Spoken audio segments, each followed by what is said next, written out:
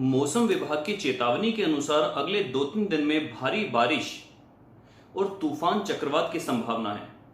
तो जितना हो सके घर में रहें, सुरक्षित रहें और हो सके तो बीवी को छत पे खड़ा कर दें, क्योंकि एक तूफान से एक तूफान ही लड़ सकता है।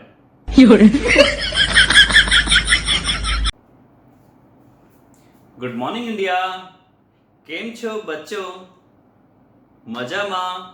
Welcome back to your beautiful से channel with your handsome teacher, जिसका नाम है फिजिक्स बाय राहुल बंसल। करते हैं आज का टॉपिक स्टार्ट। नाम है moving coil galvanometer. Short form में अगर बात बोलें तो MCG। तो क्या होता है बच्चों ये मूविंग कॉइल गैल्वेनोमीटर? उसकी हम कंस्ट्रक्शन, वर्किंग सब कुछ देखेंगे, उसकी डेरिवेशन भी देखेंगे। सबसे पहले देखते हैं इसका नाम, इसका काम और इसका प्रिंसिपल। तो नाम है बच्चों इसका moving coil galvanometer, moving coil galvanometer MCG। Moving coil galvanometer basically बच्चों काम क्या आता है? मूविंग कॉइल गैल्वेनोमीटर काम आता है करंट को डिटेक्ट करने में, बहुत छोटे छोटे करंट्स को डिटेक्ट करने में, उनकी डायरेक्शन बताने में, उनको मेजर करने में भी, तो यहां पर हम लिखेंगे it is an instrument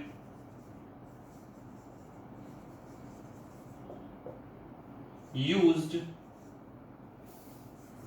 to detect and measure small currents. Used to measure, detect small currents. ये होता है मूविंग कॉइल गैल्वेनोमीटर। हाँ, देखते हैं इसका प्रिंसिपल भी। इसका प्रिंसिपल क्या है बच्चों? प्रिंसिपल कुछ इसका इस तरीके से है कि आप लोगों को मैंने बताया था, अगर किसी एक्सटर्नल मैग्नेटिक फील्ड में अगर हम प्लेस कर देंगे एक करंट कैरिंग कॉइल, तो उस पर क्या लगने लगेगी? एक टॉर्क। तो यही इसका प्रिंसिपल है कि if it is based on the principal that if a current carrying coil when placed in an external magnetic field,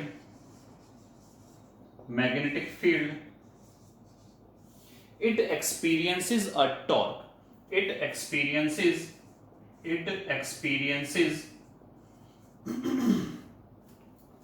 a torque. It experiences a torque. और क्या है कंस्ट्रक्शन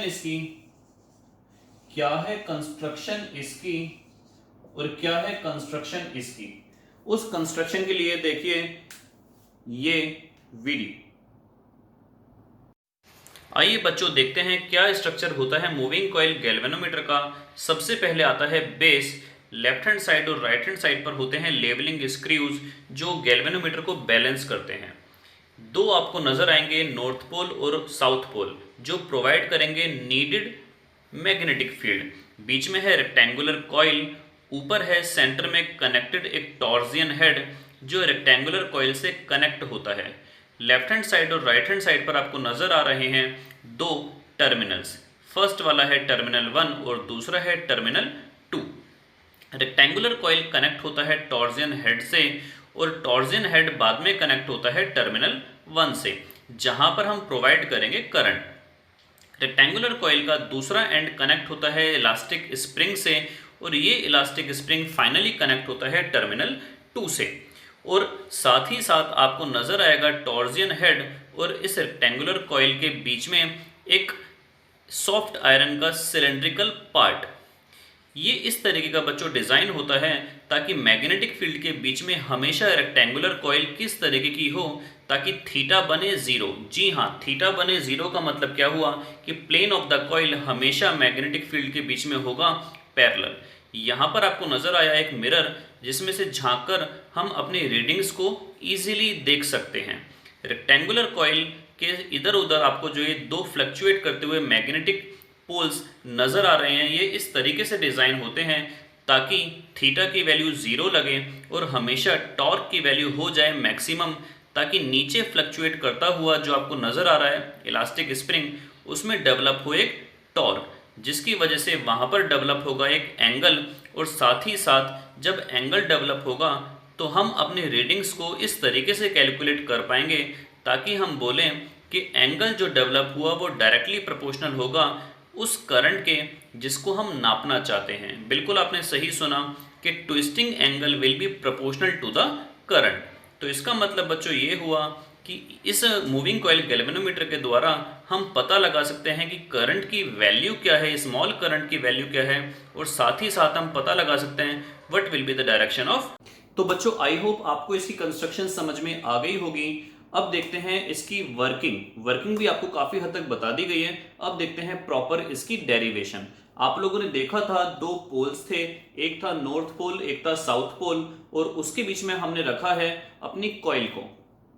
तो जैसे ही हम करंट प्रोवाइड कराएंगे उसको, बाहर से टर्मिनल 1 और टर्मिनल 2 को उस सर्किट में कनेक्ट करेंगे जहां पर हमें करंट मेजर करना है, तो वो करंट कैरिंग कॉइल रोटेट करना चालू कर देगी और उससे कनेक्टेड जो नीचे था स्प्रिंग, उसमें भी आने लगेगा एक ट्विस्ट। तो जैसे ही वो ट्विस्ट आएगा वो चाहेगा उस कॉइल को वापस अपनी ओरिजिनल पोजीशन में लाना, तो बस उसमें जनरेट हो जाएगी एक रीस्टोरिंग टॉर्क। रीस्टोर का मतलब क्या होता है आप लोग जानते हो कि कभी कभी अगर हम अपनी फाइल को डिलीट मार दें अपने डेस्कटॉप या लैपटॉप में से, तो वो कहां मिलेगी? कूड़े की बाल्टी में। और उस कूड़े की बाल्टी से अगर हम वापस अपने मेन सिस्टम में लाना चाहें तो हम करेंगे रीस्टोर। रीस्टोर का मतलब होता है जैसे पहले थी वैसे ही। तो इसीलिए तो हमने इसका नाम दिया रीस्टोरिंग टॉर्क। रीस्टोरिंग टॉर्क का मतलब हो गया उस स्प्रिंग में एक ऐसी फोर्स, एक ऐसी टॉर्क जनरेट होगी जो कॉइल को वापस अपनी ओरिजिनल पोजीशन में लाना चाहेगी। तो बस उस स्प्रिंग का रीस्टोरिंग टॉर्क हमें पता होना चाहिए, एंगल हम मेजर कर लेंगे और वहां से हम फाइंड आउट कर लेंगे कि कितना करंट हमने एक्सटर्नल सर्किट से उस गैल्वेनोमीटर में प्रोवाइड कराया। देखते हैं क्या है इसकी डेरिवेशन। क्या है इसकी डेरिवेशन देखते हैं एक बार। तो यहां पर आते हैं इसकी डेरिवेशन पे।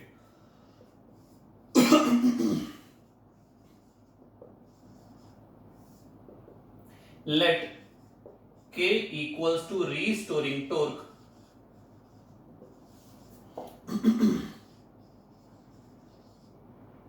पर यूनिट ट्विस्ट। ट्विस्ट बोल दीजिए या फिर एंगल बोल दीजिए, एक ही बात है, ट्विस्ट बोल दो या फिर एंगल बोल दो। और अल्फा आपने क्या माना कि एंगल प्रोड्यूस्ड या ट्विस्ट जनरेटेड, कितना एंगल प्रोड्यूस्ड हुआ, कहने का मतलब है कितना स्प्रिंग वो मुड़ा। तो यहां पर हम लिखेंगे ट्विस्ट या एंगल फॉर्म। आपने के क्या बोला? Restoring torque per unit twist. अब यहां पर देखिए के आपने बोला restoring torque per unit twist. पर यूनिट ट्विस्ट का मतलब है ट्विस्ट आ गया नीचे। अगर ट्विस्ट को मैं यहां पर मल्टीप्लाई कर दूं तो रीस्टोरिंग टॉर्क आपके पास आएगा के इंटू ट्विस्ट। ट्विस्ट आपने कितना माना है बच्चों? अल्फा। तो रीस्टोरिंग टॉर्क आपके पास आ गया के इंटू अल्फा। ये आपके पास आ गया रीस्टोरिंग टॉर्क। और आपको याद होगा रीस्टोरिंग टॉर्क यानी कि टॉर्क, जो टॉर्क जनरेट हो रहा है इसके अंदर इतना। और हमने जो बताया था कि करंट कैरिंग कॉइल को किसी मैग्नेटिक फील्ड में अगर हम पुट कर देंगे तो कितना टॉर्क उस पर लगता था? उस पर लगता था बीना कॉस थीटा। ये आपको प्रीवियस क्लास में मिल जाएगा। तो टॉर्क जो उस पर लगता था बच्चों वो था बीना कॉस थीटा, जहां पर बी थी मैग्नेटिक फील्ड, आई था current in the coil, N था नंबर ऑफ टर्न्स, ए था एरिया ऑफ द कॉइल, और थीटा किसके बीच का एंगल था? थीटा था मैग्नेटिक फील्ड और प्लेन ऑफ द कॉइल। यहां पर आपको वीडियो में खास बात बताई गई होगी कि थीटा हमेशा इस तरीके से डिजाइन किया जाता है कि वो हमेशा रहे 0 डिग्री। वो कैसे डिजाइन किया जाता है आपके एनसीईआरटी के बुक में बहुत अच्छे तरीके से दिखा भी रखा है। तो यहां पर हमारे पास हमेशा थीटा होता है 0 डिग्री, जिसकी वजह से cos 0 हो जाएगा 1, तो आपके पास बचेगा केवल बीना। ये भी टॉर्क है, ये भी टॉर्क है। अगर हम बोले इक्वेशन 1 और इक्वेशन 2 की सहायता से फ्रॉम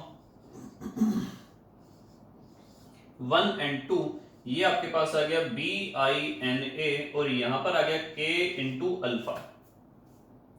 तो अगर हम यहां पर ध्यान से देखें तो I बच्चों आपके पास कितना आ गया, ये आ गया K अपॉन में BNA और साथ में अल्फा। कि restoring torque per unit angle वो उस गैल्वेनोमीटर की प्रॉपर्टी है, उस स्प्रिंग की प्रॉपर्टी है जो रहेगी कांस्टेंट। साथ में बी है आपके पास मैग्नेटिक फील्ड, कांस्टेंट रहेगी, number of terms life time constant रहेंगे, एरिया कांस्टेंट रहेगा। तो ये सारा का सारा पार्ट आपके पास कांस्टेंट है। तो आई आपके पास आ गया कांस्टेंट इनटू में अल्फा। कांस्टेंट जो है वो हमारे पास कहलाता है गैल्वेनोमीटर कांस्टेंट। ये बॉक्स पर लिखा होगा, टीचर आपको बता देंगे। तो ये आपके पास गैल्वेनोमीटर का जो भी आपको गैल्वेनोमीटर मिला है, 10 बच्चों को अलग अलग मिला है, तो 10 के 10 का गैल्वेनोमीटर वेरी कर सकता है। तो इस कांस्टेंट को अगर हम हटा दें तो ये आपके पास आया डायरेक्टली प्रोपोर्शनल का साइन और ये आपके पास आ गया अल्फा। कंफ्यूज मत होना, बीच वाला है डायरेक्टली प्रोपोर्शनल और ये आपके पास है अल्फा। तो डायरेक्टली प्रोपोर्शनल का मतलब बच्चों यही होता है लीनियर स्केल। जैसे जैसे ये बढ़ेगा उसी रेशियो में ये भी बढ़ेगा, जैसे जैसे ये घटेगा उसी रेशियो में ये भी घटेगा। तो हम एंगल की सहायता से, ट्विस्ट की सहायता से पता लगा सकते हैं कि कितना करंट उसके अंदर फ्लो कर रहा है। तो ये था आपके पास मूविंग कॉइल गैल्वेनोमीटर। होप करता हूं आपको अच्छी तरीके से समझ में आ गया होगा। कोई डाउट हो तो आप कमेंट बॉक्स में लिख सकते हैं। 2 टॉपिक और हम पढ़ लेते हैं। नाम है करंट सेंसिटिविटी और वोल्टेज सेंसिटिविटी।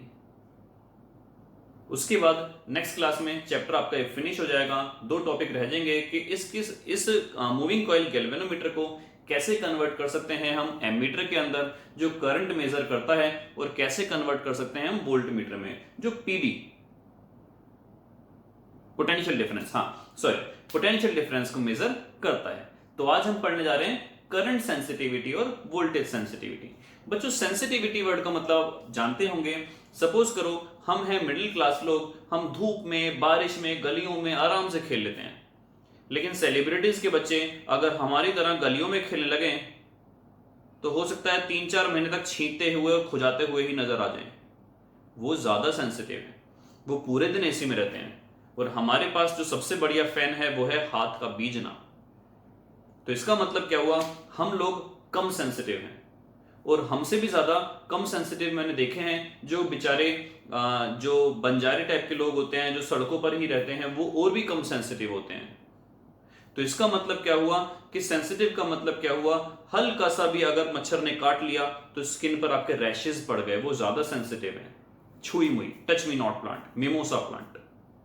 तो इसका मतलब क्या हुआ, अगर एक गैल्वेनोमीटर ऐसा है जो 0.1 एम्पियर को नापता है और एक ऐसा है जो 0.01 को भी नाप देता है, तो ज्यादा सेंसिटिव कौन हुआ, 0.01 वाले को भी नापने वाला, जिसका लीस्ट काउंट और ज्यादा छोटा है।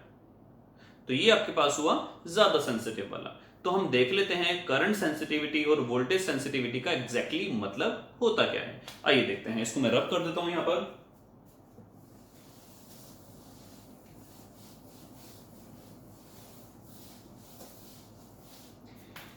फर्स्ट टॉपिक है बच्चों आपके पास करंट सेंसिटिविटी। Current sensitivity,